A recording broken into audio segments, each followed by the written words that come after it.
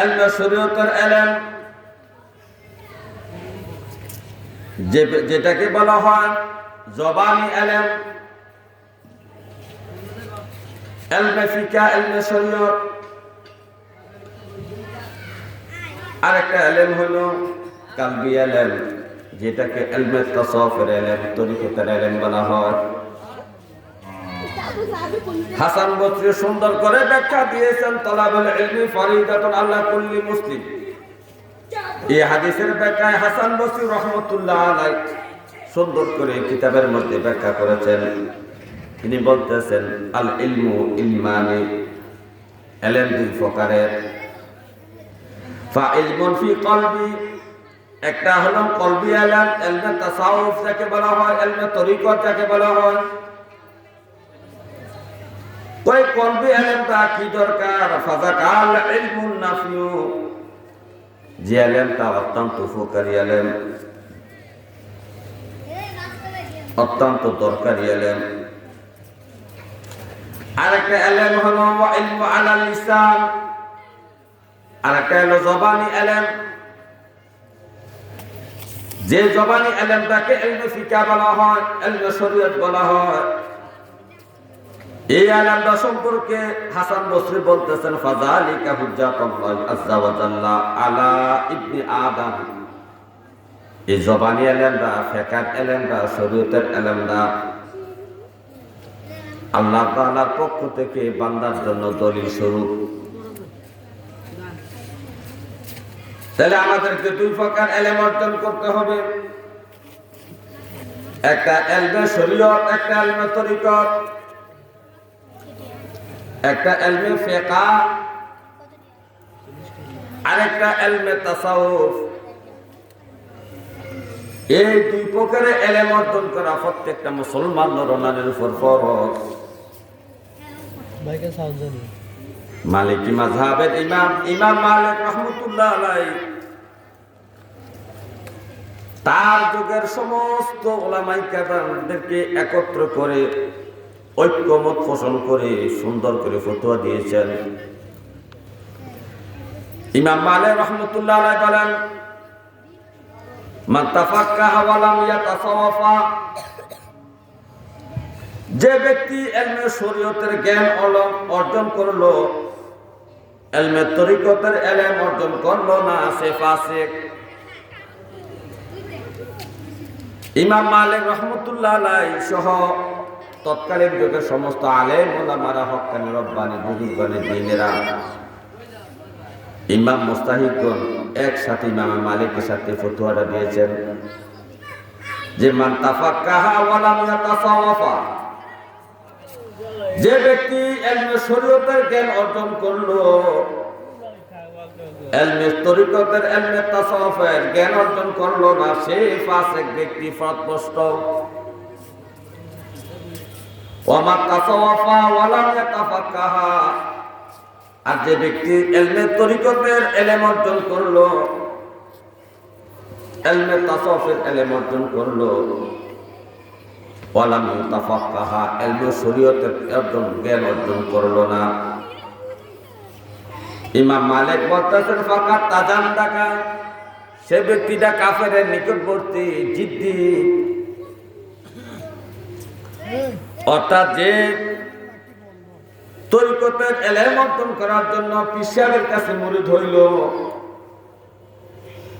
কিন্তু শরীয়তের ইলম, ঈমান, নামাজ, রোজা, হজ, যাকাত, পর্দা প্রসিদা, হালাল কামাই, সত্য কথা বলা, সুদ ছেড়ে দেওয়া, এগুলা সে তোয়াক্কা করলো না, এগুলা সে বেনামাজি রয়ে গেল, বেরোজগারি রয়ে গেল, সুদখোর রয়ে গেল, অথচ পীরের কাছে মুরিদ হইছে ইলমে তাসাউফের অর্জনের জন্য, ইলমে তাসাউফের অর্জনের জন্য তরিকতের সিলসিলায় সে মুরিদ হইছে, কিন্তু শরীয়তের ইলম এবং আমল নাই। ইমাম মালিক বলতেছেন ফাকাত তাজান্দাকা, সেই ব্যক্তিটা কাফেরের নিকটবর্তী। এটা আমার ফতোয়া না, ইমাম মালিক রাহমাতুল্লাহ আলাইহির ফতোয়া। ইমাম মালিক তারপরে বলতেছেন ওয়ামান জামাআ বাইনাহুমা ফাকাত তাহাক্কাকা, ইমাম মালিক বলেন যে ব্যক্তির মধ্যে ইলমে শরীয়ত এবং ইলমে তরিকত এবং পেশাবের কাছে মুরিদ হইল ইলমে তরিকত শেখার জন্য, এবং ঈমান, নামাজ, রোজা, হজ, যাকাত, আবা কাবা, জুব্বা, পর্দা, পশিদা, হালাল হারাম সব কিছু মেনে যখন সে চলবে এবং তরিকতের ইলম অর্জন করবে, তাসাউফের ইলম অর্জন করবে, শরীয়তের ইলম অনুযায়ী জীবনযাপন করবে, ইমাম মালিক বলতেছেন ফাকাত তাহাক্কাকা, সে সঠিক, সে সত্য, সে মুহাক্কিক ব্যক্তি, সে সঠিক ব্যক্তি, ইনসানে কামেল, মুমিনে কামেল, আকমালুল মুমিনিন সে ব্যক্তি, ইনসানে কামেল সে ব্যক্তি।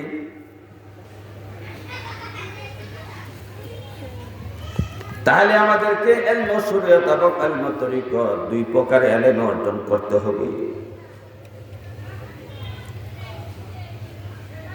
এই দুই প্রকার ইলমের মধ্যে একটা ইলম হলো ইলমে তাসাউফ, ইলমে তরিকত। তো এখন ইলমে তরিকত কাকে বলে, তরিকতের ইলম কাকে বলে, তাসাউফের ইলম কাকে বলে, এটা আমাদের জানা দরকার। তরিকতের ইমামগণ, মাযহাবের ইমামগণ, হক্কানি রব্বানি আলেম ইমাম মুস্তাহিদগণ তরিকতের সংজ্ঞা কি দিয়েছেন এটা আমাদের জানা দরকার। কারণ বর্তমান যুগে তরিকতের যে হাল অবস্থা দেখা যায়, আগেকার যুগের ইমাম মুস্তাহিদের, হক্কানি রব্বানি পীর বুজুর্গদের তরিকতের শিক্ষা এমন ছিল না। তরিকতের সংখ্যা দেওয়া আছে কিতাবের মধ্যে, ওয়া ইলমু তরিকাতি ওয়া হিয়া মুবাহিসুল মুহলিকাত ওয়া মুনজিয়াত।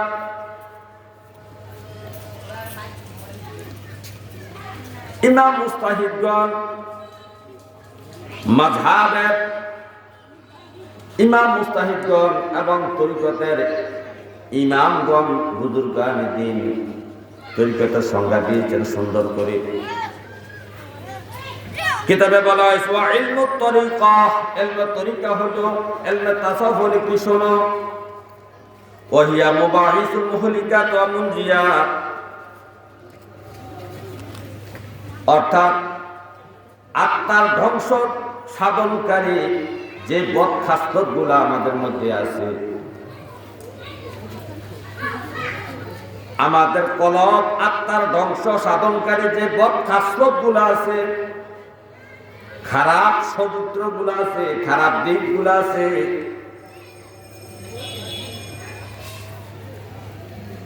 এবং আমাদের অন্তরকে, কলবকে পরিষ্কার করার জন্য অন্তরকে মুক্তি দানকারী যে নেক খাসলতগুলো আছে, যে ভালো গুণগুলো আছে, নেক খাসলত এবং বদ খাসলতের এই দুইটা এলেমের সমন্বয় হলো ইলমে তরিকত। এই দুইটা নেক খাসলত এবং বদ খাসলত, এই দুই প্রকার এলেমের সমন্বয় হলো তরিকত। অর্থাৎ আমি বদ খাসলতগুলো জানবো, জানার পরে এগুলো থেকে আমি দূরে থাকবো, নেক খাসলতগুলো আমি জানবো, এগুলাকে আমি আঁকড়িয়ে ধরবো। এটা হলো ইলমে তরিকতের শিক্ষা।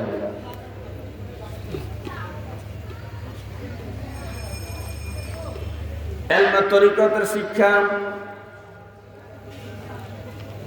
এই যে মুহলিকাত, আত্মার ধ্বংস সাধনকারী যে বদখাসলতগুলা, যেগুলা আমাদের অন্তরকে হালাক করে দেয়, ধ্বংস করে দেয়, আমাদের স্বভাব চরিত্রকে ধ্বংস করে দেয়, আমাদের আমল আখলাককে ধ্বংস করে দেয়, এই বিষয়গুলার নাম হলো মুহলিকাত।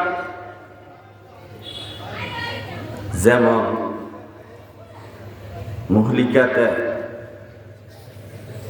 অনেকগুলা প্রকার আছে, কিতাবের মধ্যে প্রায় 38 প্রকারের মুহলিকাতের বিষয় উল্লেখ করা হয়েছে। এর মধ্যে একটা আত্মা ধ্বংসকে সাধনকারী একটা